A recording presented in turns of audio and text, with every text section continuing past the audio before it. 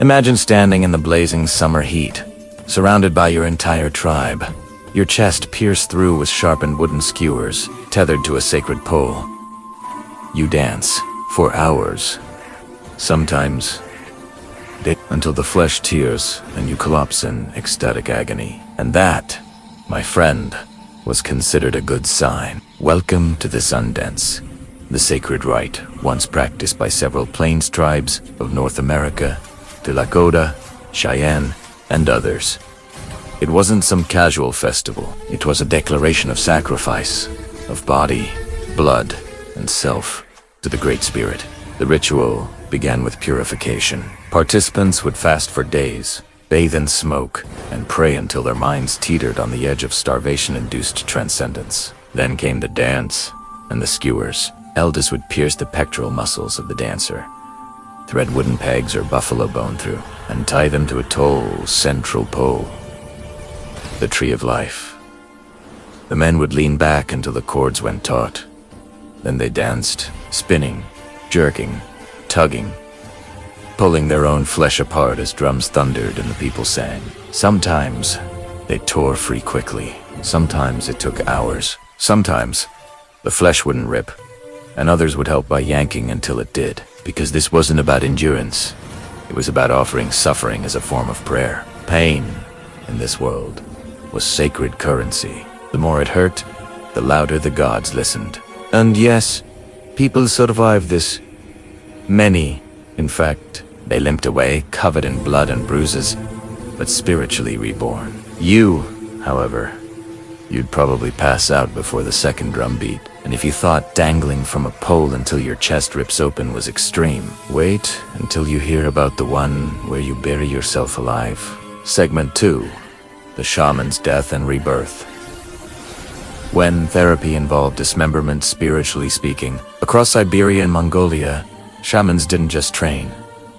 They died. At least, that's what they said. And after what they went through, it's hard to argue they were wrong. Picture this. You're an apprentice shaman. You fall ill. The fever climbs. You begin to dream of animals, wolves, bears, ancestors. They tell you you're chosen. You wake up screaming, sweating, half mad. That's when the real fun begins. In traditional accounts, the initiate's spirit is torn from their body and taken to the underworld. They're supernatural beings, spirits, demons, sometimes the god of death himself, proceed to dismember you. Piece by piece. They boil your organs. They count your bones. They feed your eyes to the ravens. You feel every cut, every tear, but somehow you're still alive. Then they rebuild you.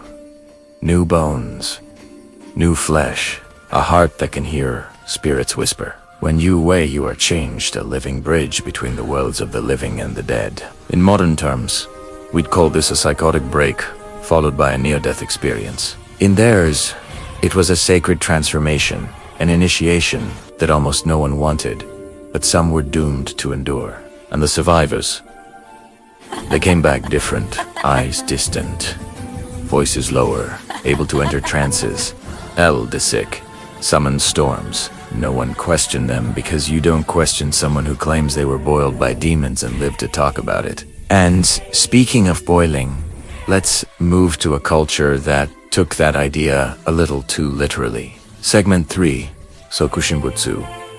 Becoming a Buddha by starving to death. Almost Japan, 14th century. The monks of the Shingon sect believed enlightenment could be achieved in life if one had the patience and the stomach for self-mummification.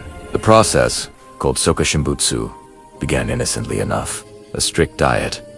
No meat, no grain, just nuts, seeds, roots, and water from mountain streams. Sounds like a cleanse, right? Except this one didn't end with a yoga retreat. It ended with death. Slowly. On purpose, for 1,000 days, monks reduced their food intake to nearly nothing until their bodies wasted away. The goal was to remove all fat and moisture so the body wouldn't rot after death. Then they drank a special tea made from the bark of the arushi tree. The same stuff used to make lacquer. It's also extremely toxic. It killed bacteria and appetite, and eventually, the monk himself.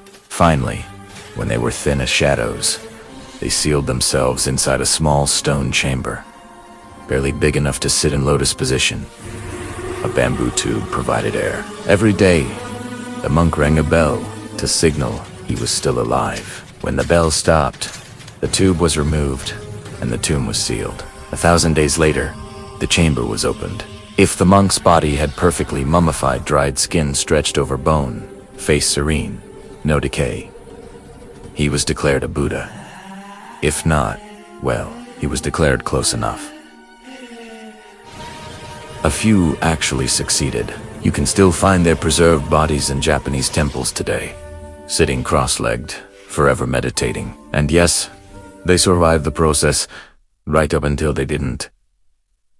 Which technically counts, but if dying slowly in a box seems bad, how about being buried alive on purpose, and then digging yourself out?